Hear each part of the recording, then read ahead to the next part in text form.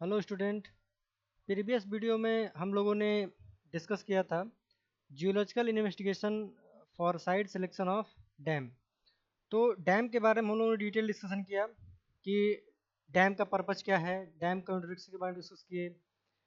फिर डैम का जो साइट होना चाहिए उसके बारे में डिस्कशन किया कि एक नैरो गॉर्ज होना चाहिए, मतलब टोपोग्राफिकल पॉइंट ऑफ व्यू से हम लोग डिस्कस किए थे कि नैरो गॉर्ज होना चाहिए। ठीक है। फिर आपका मटेरियल पॉइंट ऑफ व्यू से पे डिस्कशन हुआ था। ठीक। तो इस प्रकार का हमको साइट सेलेक्ट करना रहता है। ठीक है। कुछ इसमें जो सीपेज के प्रॉब्लम हो गए या फिर कह लीजिए कि ओवर टर्निंग का प्रॉब्लम हो गया या डैम फेलर के बारे में हम लोग डिस्कस किए थे। ठीक है। इन सभी पॉइंट को हम लोगों ने डिटेल डिस्कशन किया। आज के इस वीडियो में हम लोग geological investigation for site selection of reservoir के बारे में डिस्कशन करेंगे। ठीक है। तो पहले जानते हैं कि रिजर्वायर क्या होता है। तो रिजर्वायर जो वर्ड है, देखिए वर्ड को देखिए, ये रिजर्वायर वर्ड जो है आपका ग्रीक वर्ड है। ठीक है। और इसका मतलब होता है टैंक। ठीक है। इसका मतलब होता है ग्रीक में टैंक। तो अगर हम बात करें रिजर्वायर की, तो कॉमन टर्म एक लेमैन की अगर लैंग्वेज में बात करें तो रिजर्वायर कह लीजिए कि एक लार्ज पॉन्ड है। ठीक है। एक लार्ज पॉन्ड भी कह सकते हैं। तो इसको पॉन्ड ना कह के, क्योंकि इसका साइज क्या है, पॉन्ड से करीब 100 गुना ज़्यादा बड़ा है। ठीक है। एक पाउंड से करीब 100 गुना, 150 गुना, 200 गुना, ठीक है, उससे ज़्यादा ये होता है साइज में। इसीलिए इसको हम रिजर्वायर कहते हैं। तो इसका डिफिनीशन क्या है एक्चुअली में, अगर हम रिजर्वायर की बात करें तो रिजर्वायर क्या है, एक आर्टिफिशियली क्रिएटेड पॉन्ड है या लेक है। ठीक है। जिसमें हम क्या करते हैं, ह्यूज अमाउंट में वाटर को कलेक्ट करते हैं। ठीक है। तो स्टेटमेंट पढ़िए। Reservoir may broadly be defined as artificially created water storage basin with storage capacity that may range from a few thousands cubic meter to thousands of million cubic meters। ठीक है। तो artificially created होता है और इस पे जो है हम लोग हजारों मिलियन क्यूबिक का जो है हम लोग वाटर, क्यूबिक मीटर का वाटर जो है हम लोग कलेक्ट कर सकते हैं। तो अगर हम रिजर्वायर के पर्पज की बात करें कि क्यों हम इसको बना रहे हैं, तो वही पर्पज जो जैसे डैम में हम डिस्कस किए थे कि डैम का जो हमारा पर्पज क्या है कि इमरजेंसी कंडीशन में जो कलेक्टेड वाटर है उसको क्या करेंगे, हम कम्युनिटी को सप्लाई कर देंगे, या तो ड्रिंकिंग वाटर में यूज करेंगे या इंडस्ट्रियल पर्पज पे यूज कर लेंगे। ठीक है।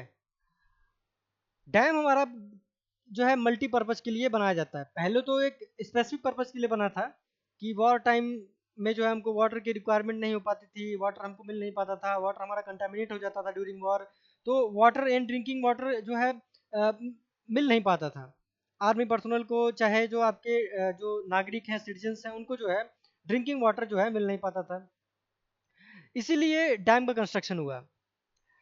तो एक्चुअली में डैम और रिजर्वायर में मात्र इतना ही अंतर है कि डैम से क्या है, हम मल्टीपर्पज काम कर सकते हैं। मतलब आप ड्रिंकिंग वाटर जो है वाटर सप्लाई कर सकते हैं, इंडस्ट्री को वाटर सप्लाई कर सकते हैं, इरिगेशन वाटर के लिए वाटर दे सकते हैं। ठीक है। आप उससे इलेक्ट्रिसिटी भी प्रोड्यूस कर सकते हैं।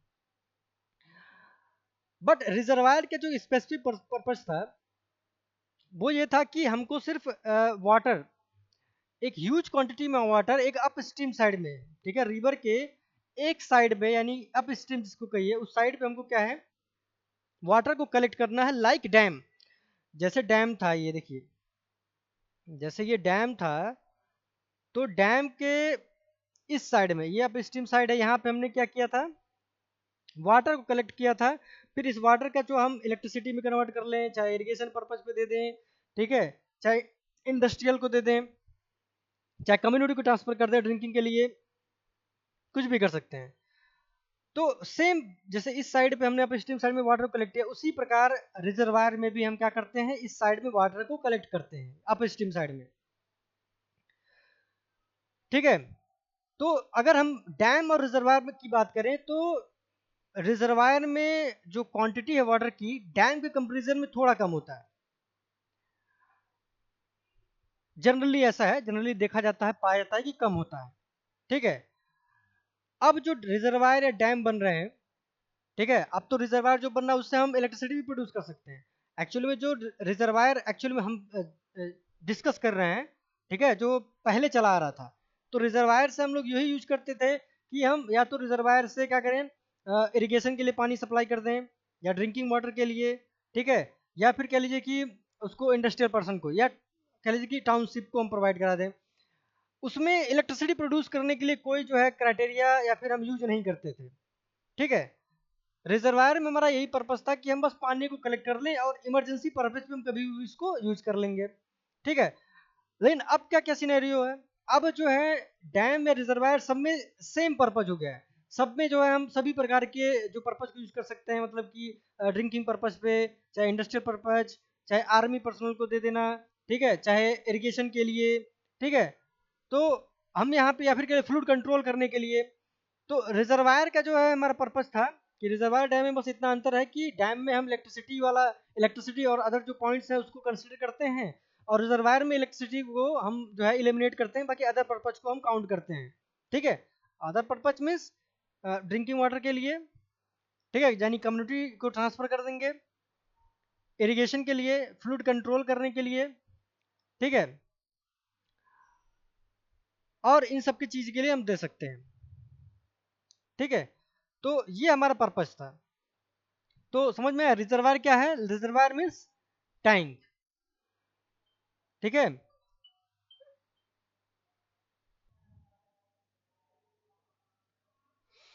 चलिए, तो स्टेटमेंट को पढ़ते हैं क्या कह रहा है। Since reservoir are specially essentially water storage basin, the area should possess geological characteristics that favor holding of water in the basin. So created such characters are topographic suitability, groundwater conditions, permeability, and structural stability. अब इस point को पढ़िए।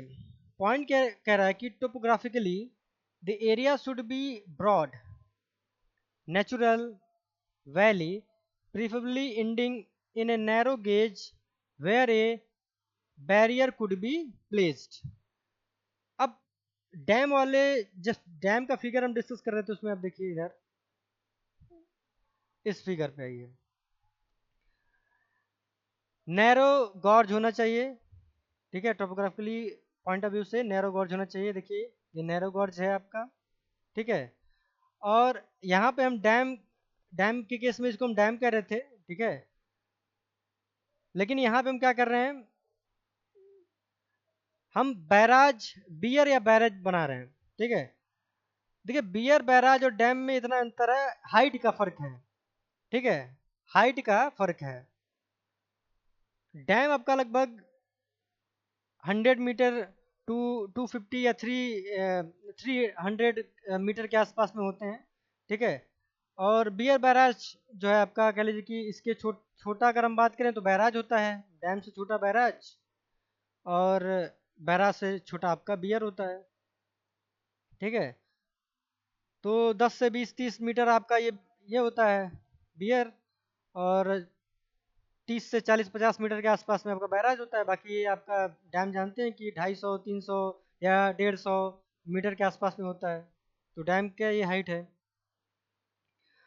तो अब देखिए इसी से categorise करिए कि हम रिजर्वायर में बियर और बैराज का यूज करते हैं। तो जब बियर बैराज हम यूज करेंगे तो क्वांटिटी ऑफ वाटर जो कलेक्ट होगा आप स्ट्रीम साइड में वो रिलेटिवली कम होगा। डैम के कंपैरिजन में क्या है, यहाँ पे देखिए आप बहुत ज़्यादा वाटर होल्ड कर लेंगे, लेकिन यहाँ पे क्या है, आप वाटर की क्वांटिटी क्या धीरे धीरे कम हो रहा है, यहाँ पे होल्डिंग कैपेसिटी कम हो रही है यहाँ पे। ठीक है।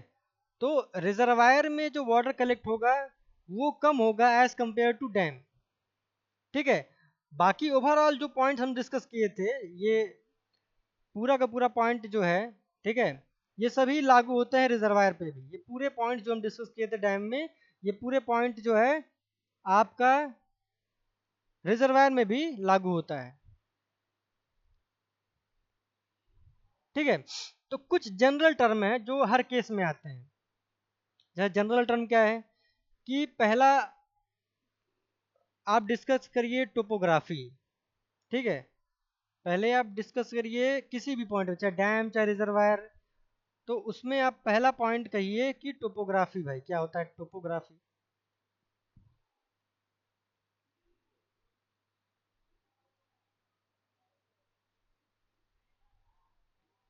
पहले टोपोग्राफी के बारे में डिस्कस करिए। डैम रिजर्वायर में टोपोग्राफी आपका क्या होगा? नैरो गॉर्ज होगा। ठीक है, नैरो गॉर्ज या यू शेप, ठीक है, या वैली टाइप, तो ये आप बता सकते हैं। नेक्स्ट टर्म आप डिस्कस करेंगे इसमें कि परमेबिलिटी के बारे में।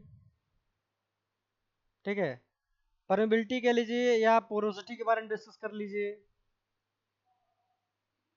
Porosity आबलिक permeability. ठीक है, परमेबिलिटी के बारे में डिस्कशन करिए। नेक्स्ट जियोलॉजी ऑफ साइट की बात करिए। ठीक है, जियोलॉजी ऑफ साइट के बारे में डिस्कस कर दीजिए। ठीक है, जो छोटे छोटे टर्म थे इस सभी इसमें इंक्लूडेड हैं। नेक्स्ट आप क्या डिस्कस कर सकते हैं? देखिए, टोपोग्राफी हो गया आपका, porosity and permeability of the soil, geological condition of the soil. ठीक है, फिर या तो कह लीजिए कि ग्राउंड वाटर। ठीक है, ग्राउंड वाटर के बारे में डिस्कस कर लीजिए, या सब सरफेस वाटर, ग्राउंड वाटर के बारे में। ये कुछ हम जनरल पॉइंट के बारे में डिस्कशन कर रहे हैं कि आप ये किसी भी टर्म में इंक्लूड कर सकते हैं, कोई भी, अगर डैम रिजर्वायर या ब्रिज, ठीक है, कुछ भी कह रहा है, कोई भी पॉइंट है, तो उसमें आप ये जनरल पॉइंट को पुट करके आप डिस्कस कर सकते हैं। ठीक है, ग्राउंड वाटर हो गया। फिर सिस्मिसिटी ऑफ द साइट, या फिर seismic activity of the site, या सिस्मिसिटी ऑफ द साइट। तो ये कुछ पॉइंट जनरल पॉइंट हैं जो हर जगह जो है कंसीडर होते हैं। इन पॉइंट को आप रटिए। फर्स्ट पॉइंट क्या आपका? Topography, porosity and permeability of the soil, geological condition of the site, ground water, ठीक है, of the site, सिस्मिसिटी of the site. ठीक है, तो आप जो है इन पॉइंट्स, इन ये जनरल पॉइंट है, आप इनको नोट डाउन कर लीजिए। और ये सभी पॉइंट हर जगह जो है कहीं न कहीं लागू होते हैं, चाहे डैम की बात कर लीजिए, चाहे रिजर्वायर की, चाहे ब्रिज की, चाहे हाईवे की, चाहे टनल की। इन सभी जगहों पे ये कॉमन पॉइंट है, ये फिट रहते हैं। ठीक है, किसी भी चीज़ के बारे में डिस्कशन साइट सिलेक्शन की बात करता है, जैसे कि आपके सिलेबस में क्या है, डैम, रिजर्वायर, टनल, ब्रिज। ठीक है, ये सभी आपके सिलेबस में गिवन है कि आप जो है geological investigation for site selection of, चाहे डैम, रिजर्वायर, ठीक है, ब्रिज, टनल, इन सब के बारे में डिस्कशन करना है। तो ये कुछ कॉमन पॉइंट हैं जो, अगर मान लीजिए सब जो पॉइंट आपको हम डिस्कस करेंगे, जो कल डिस्कस हुआ, जो प्रीवियस वीडियो में डिस्कस हुआ है, ठीक है, या फिर आने वाले जो भी वीडियो आपको मिलेंगे, तो उन सब में जो आपके छोटे छोटे टर्म दिख रहे हैं ना, वो सभी टर्म इसी कह लीजिए कि टर्म में इंक्लूडेड हैं। ठीक है, जैसे टोपोग्राफी, तो टोपोग्राफी आप देख लीजिए, डैम के केस में या रिजर्वायर के केस में नैरो गॉर्ज हो जाएगा। तो जो साइट होना चाहिए वो क्या होना चाहिए? नैरो गॉर्ज होना चाहिए। पोरोसिटी एंड प्रोबेबिलिटी की बात करें तो डैम और रिजर्वायर में क्या होना चाहिए? भाई जो आपका साइट है अगर ज़्यादा पोरस रहेगा, परमेबल रहेगा, तो क्या करेगा भाई? वो सीपेज होगा, उसमें जो वाटर आप कलेक्ट कर रहे हैं, ठीक है, वो सीपेज के थ्रू जो है पूरा लॉस हो जाएगा। ये आपको ध्यान देना है। ठीक है, और साइट ऐसा होना चाहिए, जो आप साइट सेलेक्ट कर रहे हैं, ठीक है, वो ज़्यादा डीप होना चाहिए। डीप क्यों होना चाहिए? अगर आप रिजर्वायर कम डेप्थ का बनाते हैं, ठीक है, माना कि आप देखिए एक और साइट बना रहे हैं, ये कम डेप्थ का रिजर्वायर है, ये एक ज़्यादा रिजर्वायर, ये ज़्यादा डेप्थ का है, ये कम डेप्थ का है। इसमें पानी आप होल्ड कराइए और इसमें होल्ड करिए। ठीक है, तो वाटर लॉस किस में ज़्यादा होगा? वाटर लॉस आपका किस में होगा? जो लेस डेप्थ का है, जो कम डेप्थ का है। क्यों? क्योंकि इसमें इवेपोरेशन लॉस ज़्यादा हो जाएगा। इवेपोरेशन होगा, सीपेज होगा। इस केस में इवेपोरेशन बहुत कम होगा। ठीक है, तो आप लार्ज डेप्थ का जो है आप लोकेशन सर्च करिए। देन आपका जो सॉइल है वो रिलेटिवली इम्परवियस हो। इवन सॉयल आपका इम्परवियस नहीं होता है, बट आप ट्राई करिए या फिर आप उस तरह का उस रिजर्वायर को बनाइए, ठीक है, ताकि वो रिलेटिवली इम्परवियस हो जाए। ठीक, कुछ एड मिक्सचर वगैरह मिक्स कर दीजिए, ठीक है, या फिर कुछ लेयर का आप सीमेंटिंग मटेरियल प्रोवाइड करा दीजिए, ठीक है।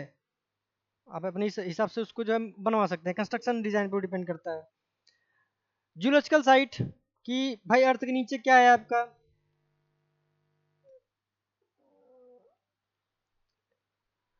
जियोलॉजिकल साइट के बारे में देख लीजिए कि भाई अर्थ के नीचे क्या है। अर्थ के नीचे मीन्स कि आप जब डैम बना रहे हैं चाहे रिजर्वायर बना रहे हैं, उसके नीचे कहीं बोरोपिट या फिर कोई जो है कैविटी फॉर्म है, ठीक है, या फिर कोई लार्ज रॉक है, तो इसके बारे में इंस्पेक्ट करिए, जियोलॉजिकल इन्वेस्टिगेशन करिए, ठीक है, कि आप फाइंड आउट करिए कि क्या क्या इसमें पॉइंट्स हो सकते हैं। अगर कोई इम्परवियस रॉक है कुछ डेप्थ के बाद, तो this side will be good for you, ठीक है, क्योंकि आपका लॉस बहुत कम होगा, ठीक है। ग्राउंड वाटर कंडीशन देख लीजिए, भाई ग्राउंड वाटर क्या कह रहा है कि ground water condition, ground water अगर राइज कर रहा है उस कंडीशन में, तो रिजर्वायर आपके लिए बहुत बढ़िया है, ठीक है, क्योंकि ग्राउंड वाटर अगर राइज है तो उस कंडीशन में अगर आप पॉन्डिंग करते हैं, तो जो वाटर होल्डिंग कैपेसिटी है वो ज़्यादा रहेगा, ठीक है, ठीक। डेप्थ कम है, वाटर लेवल कम है, उस केस में क्या होगा कि भाई जो वाटर आप होल्ड करके रह रहे हैं, इंपाउंड करके रख रहे हैं आप स्टीम साइड में, वो इनफिल्ट्रेट होकर धीरे धीरे ग्राउंड वाटर में मिल जाएगा, तो यहाँ पे लॉस हो सकता है, ठीक है। नेक्स्ट, सिस्मिसिटी ऑफ द एरिया, ये तो सबसे इंपॉर्टेंट पॉइंट है। आप कोई भी मैसिव स्ट्रक्चर अगर बनाते हैं, ठीक है, जहाँ पे बहुत ज़्यादा जो है कह लीजिए कि फाइनेंस या फंड की रिक्वायरमेंट है, फंड लग रहा है उसमें, एक्सपेंसिव कोई प्रोजेक्ट है, तो वहाँ पे सिस्मिक पॉइंट ऑफ व्यू जो है बहुत ज़रूरी है। वहाँ पे आपको उस एरिया का सिस्मिक जोन पता करना है। आप जो है उसका हिस्ट्री चेक करिए कि लगभग 100 साल में कितने इंटेंसिटी का या कितने मैग्नीट्यूड का वहाँ पे अर्थक्वेक आ चुका है। उसके अकॉर्डिंग आप जो है वो मैसिव स्ट्रक्चर आप वहाँ पे इंस्टॉल करिए या कंस्ट्रक्ट करिए, ठीक है। तो ये कुछ जो है कॉमन पॉइंट है, इसको आप अपने नोटबुक में नोट डाउन कर लीजिए कि पहला पॉइंट क्या होना चाहिए जरूरी, टोपोग्राफी, ठीक है। सेकंड टर्म आपका क्या है, porosity and permeability of the soil. Third point, geological condition of the site. Fourth, ground water condition. Fifth, सिस्मिसिटी of site. ये 5 पॉइंट आप मेमोराइज कर लीजिए। ये 5 पॉइंट, अगर ये छोटे छोटे पॉइंट आपको याद नहीं आ रहे हैं, तो इन सभी पॉइंट को आप नोट डाउन करके इजिली कुछ भी इसमें जो है जो आपको सुटेबल लग रहा है, जैसे टॉपिक के अकॉर्डिंग आप उसमें पुट कर सकते हैं, ठीक है। नेक्स्ट आते हैं, ground water condition in the proposed reservoir area must be thoroughly established for an approximately accurate evaluation of storage capacity of the reservoir। तो इसके बारे में हम डिस्कस कर चुके हैं, ठीक है।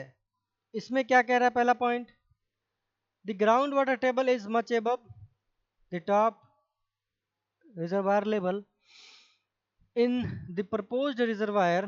This is a very favorable situation as there is no risk of water loss from the reservoir to the surrounding area। ये वही पॉइंट है, अगर वाटर टेबल राइज कर गया है तो वाटर मतलब जो कंडीशन है, जो साइट आपका वहाँ पे वाटर टेबल क्या है, हाई है, उस कंडीशन में जो वाटर का लॉस होने के चांस है वो कम होंगे।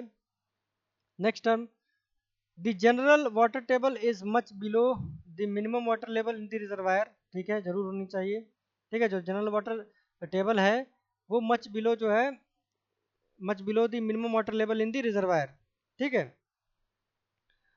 Next point, the general water table of the area and the top water level of the proposed reservoir are almost the same.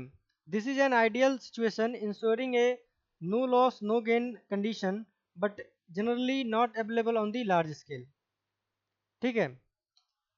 Next point, permeability is a critical property in reservoir area studies specially in those area where ground water table is below, इसके बारे में भी discussion कर लिया गया कि भाई जो आपका रिजर्वायर है वो परमेबल नहीं होना चाहिए, रिलेटिवली लेस परमेबल होना चाहिए, ठीक है। अगर परमेबल है तो क्या होगा भाई, वाटर टेबल में जाके वो मीट करेगा, जिससे आपका जो पर्पज है कि हमको इतने अमाउंट में, यानी आपका जो कुछ मच अमाउंट जो है आप कंसिडर करके चलेंगे कि भाई हमारा इतना 1000 ऑफ क्यूबिक मीटर हमको वाटर कलेक्ट करना है, तो आपका जो पर्पज है वो फुलफिल नहीं हो पाएगा, ठीक है। तो परमेबिलिटी को ध्यान में रखना है। Next point, structural constitution of the area of the reservoir is important to identify those zones along the flanks which are liable to failure by sliding, creep or subsidence। आपको देखिए रिजर्वायर फेल ना हो जाए इसके लिए structural point यानी geological condition के बारे में आप देखिए कि जियोलॉजिकल कंडीशन के बारे में आप सर्च करिए कि कहीं भी जो है आपका ऐसा तो नहीं है कि आप वाटर को कलेक्ट कर रहे हैं तो वहां पे सब्सिडेंस, सब्सिडेंस मीन्स लैंडस्लाइड और सब्सिडेंस में अंतर क्या है। लैंडस्लाइड में क्या है, देखिए सब्सिडेंस और लैंडस्लाइड के बीच में एक बार डिफरेंस हम बताए थे प्रीवियस वीडियो में कि लैंडस्लाइड क्या है, ये इतना एरिया क्या करेगा अंडर प्रेशर अपने ग्रेविटी के साथ क्या है ये मूव कर जाते हैं, नीचे की तरफ स्लाइड कर जाते हैं। बट सब्सिडेंस क्या है, ये कोई एरिया है इसमें कुछ पार्ट क्या है नीचे धस जाता है, डिप्रेशन हो जाता है, ठीक है। इतना कह लो कि ये डेप्थ में, ठीक है, इतना डेप्थ में क्या है ये गड्ढे के फॉर्म कर लेता है, ट्रफ बना लेता है, ठीक है, एक बेसिन टाइप में बन जाता है। पूरा जो अर्थ सरफेस जो टॉप सरफेस है वो नीचे जो है डिप्रेस कर जाता है, तो उसको हम सब्सिडेंस कहते हैं, ठीक है। तो जो आप साइड सेलेक्ट कर रहे हैं कहीं वाटर कलेक्ट होने के बाद कुछ समय बाद कहीं बेसिन में सब्सिडेंस तो नहीं आ जाएगा, कहीं स्लाइडिंग या लैंडस्लाइड तो नहीं हो जाएगा, ठीक है। और स्ट्रक्चरल कंस्टिट्यूशन की बात करें तो आप जियोलॉजिकल पॉइंट ऑफ व्यू से आप देखिए कि कहीं फोल्ड फॉल्ट तो नहीं है, फोल्ड फॉल्ट फिशर्स या क्रैक्स, इन सब पॉइंट को भी देखना जरूरी है। अगर मान लीजिए क्रैक वगैरह है, मान लीजिए आपने जो रिजर्वायर बनाया, ठीक है, जो रिजर्वायर आपने बनाया है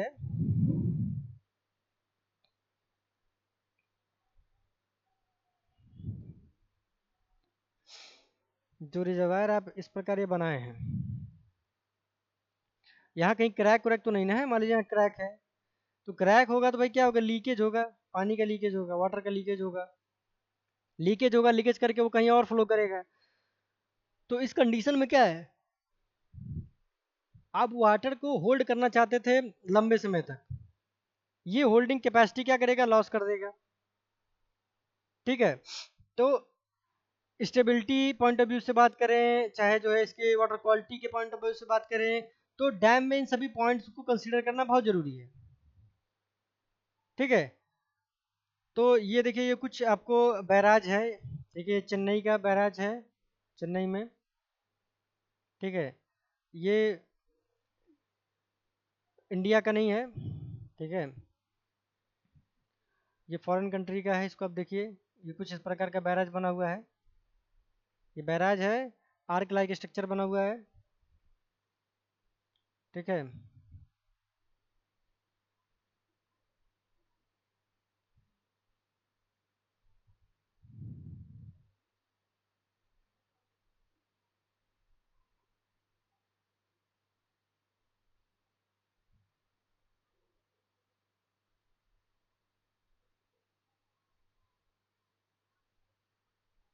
तो ये कुछ ज़रूरी पॉइंट्स हैं जिसको आप ज़रूर मेमोराइज कर लीजिएगा, ठीक है।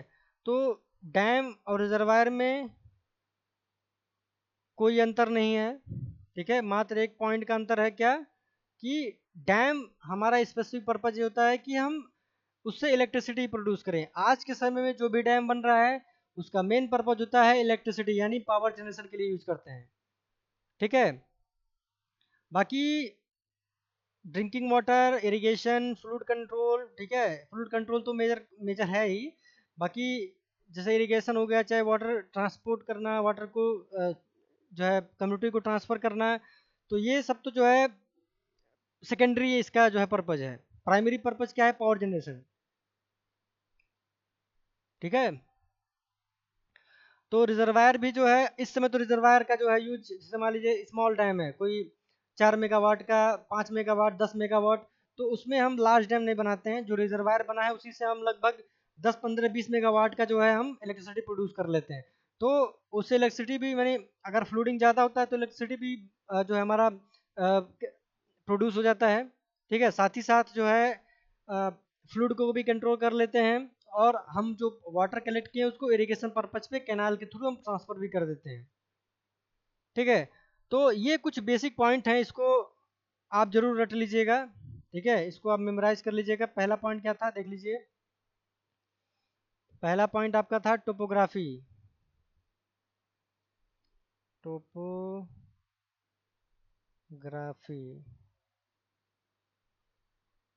ठीक है। सेकंड, पोरोसिटी या परमेबिलिटी। पोरोसिटी या परमेबिलिटी ऑफ द साइट या सॉयल।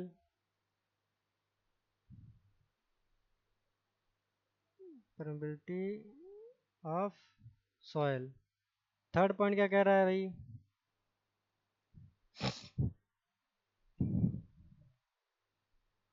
जियोलॉजिकल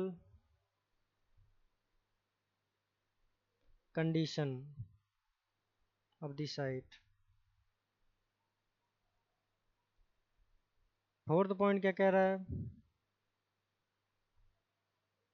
फोर्थ पॉइंट मान लीजिए आपका ग्राउंड वाटर है।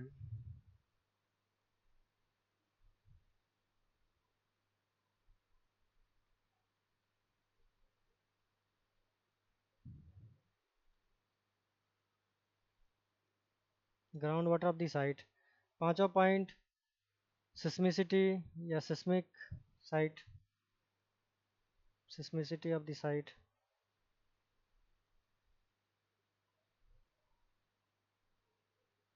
Of site. आप ये पॉइंट नोट डाउन कर लीजिए, ये बहुत इंपॉर्टेंट है। ठीक है, ये पांचों पॉइंट इंपॉर्टेंट हैं। अगर ये इनमें से कोई भी पॉइंट आपको मिस करता है, नहीं आता है, देखिए ये सब छोटे छोटे पॉइंट हैं जो इन्हीं सभी पॉइंट में जो है इंक्लूडेड है। तो ये कुछ मेजर पॉइंट है, इसको आप ध्यान दीजिए, इसको आप मेमोराइज करने की कोशिश करिए। ये इंपॉर्टेंट पॉइंट्स हैं, ये पॉइंट आप हर जगह जो है यूज कर सकते हैं। ठीक है, कुछ मेजर पॉइंट हैं जिसको हम अलग अलग, जब जैसे जैसे टॉपिक आ रहा है उसको हम डिस्कस कर रहे हैं, कि ये कुछ मेन पॉइंट्स हैं जो इसके साथ इंक्लूड कर देना है। ठीक है, तो आप ये सब देख लीजिए, इसको नोट डाउन कर लीजिएगा। तो रिजर्वायर और डैम में कोई खास अंतर नहीं है। ठीक है, रिजर्वायर में क्या है, लेस क्वांटिटी में वाटर जो है कलेक्ट करते हैं, और डैम में बहुत ही मैसिव या ह्यूज क्वांटिटी में हम वाटर को कलेक्ट करते हैं। ठीक है, तो जैसा साइज है, जैसा कलेक्शन है, उसी के हिसाब से क्या है, इनका कॉस्ट भी आता है।